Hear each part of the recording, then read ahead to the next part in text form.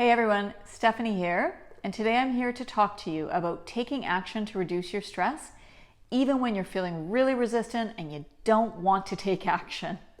This is based on chapter 2 of my book, Working Well.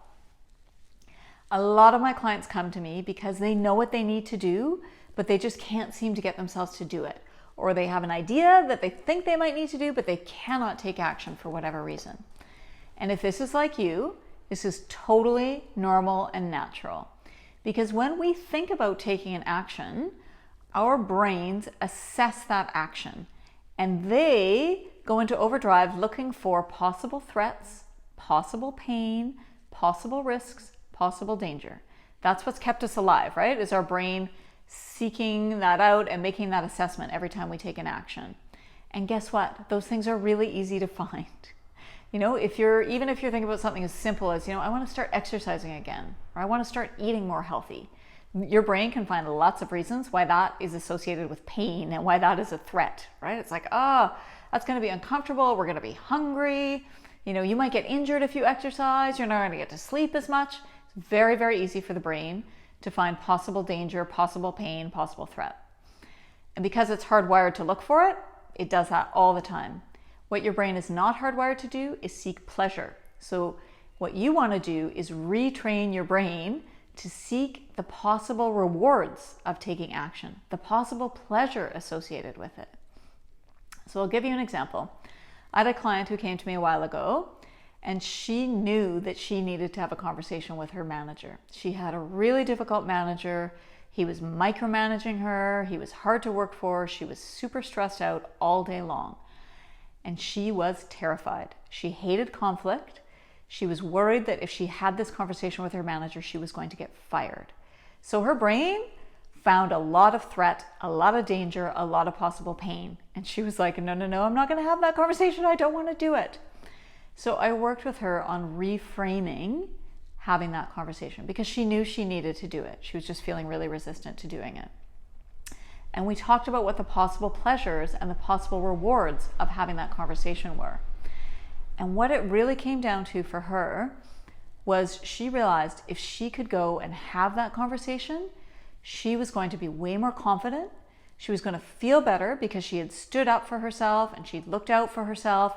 She was going to feel better because she had taken action to reduce her stress instead of just complaining about it to everyone she knew and not doing anything about it and letting it, stress her out and having sleepless nights and not doing anything about it. She was going to feel more confident because she had done something about it. And this is a really, really important distinction, is that all of those possible rewards were related to something that was completely within her control. If she had the conversation, that was enough. She would feel more confident. She would feel more relaxed. She would feel like she'd looked out for herself and she'd taken care of herself, right? It wasn't about how her manager was going to respond because that's completely beyond her control. It's beyond your control what anyone else is going to do or how they're going to respond to you. The only thing you can control is how you show up and the action that you take. So think about what's a situation that you know you need to take action in and you've just been avoiding it because your brain is hardwired to seek out danger and threat and pain, and you can see lots of those. And how can you reframe that situation to see the possible rewards? Because we're motivated to move towards reward, just as we're motivated to move away from pain. So think about a situation in your life that you know you need to take action in, and I know that you can see all the potential dangers and threats, but what I want you to do now is look for the potential rewards and the potential pleasure. Because that's what's going to motivate you to take action, to push past the discomfort and the awkwardness. So in my book, I always put at the end of every chapter questions to motivate you to take action. Because I know, we read something and we're like, oh, good idea, good concept. But I actually want to read you the questions to really encourage you to take action. So question number 1 is, what specific action do you need to take to address the stress in your life right now? So just think about 1 or 2 really simple actions that you can take that are going to help you significantly reduce your stress. And taking any action at all will help you reduce your stress. Because when we don't take action, we feel stuck, we feel powerless, and that causes us more stress. But when we take action, even if it's a really small little action, that in itself can reduce your stress. So I really encourage you Think about 1 or 2 small actions that you can take to reduce your stress.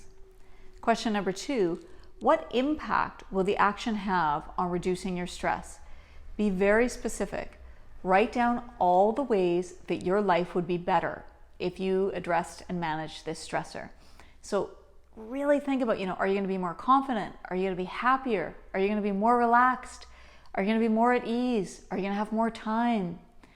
What are the very specific rewards that you can think of? Because that's what's going to motivate you to take the action when you're feeling resistant and you don't want to do it. So really get as specific as possible. Paint a picture of yourself of how good your life is going to be once you take that action. Question number 3, who can help you stay accountable to this action? So many of my clients work with me because they just need someone to hold them accountable. And it's a lot easier to do something to push through your fear if you know next week you're going to have to tell someone whether you did it or not. So think about who's one person in your life that you know will hold you accountable, that you can just reach out to and say, hey, I've decided I'm going to do this. I've committed to doing it. Can I check in with you next week? And you can be that same person for them, right? You guys can hold each other accountable and help each other get through some of the discomfort of taking action. Question number 4, what's one situation in your life that you can reframe in order to see a potential reward rather than just the possible threats of taking action? And if you do want to take action to reduce your stress, you can head to my website or to Amazon to grab my book, Working Well. It is jam-packed, full of strategies that will help you reduce your stress, strengthen your relationships, have difficult conversations, be way more effective, way more productive, and way happier. So I really encourage you, I'll put the link in the description. Just head there, grab yourself a copy. It's a great read. It's jam-packed full of stories and of course, the questions that will help you take action. Thanks so much for watching. Have a great day.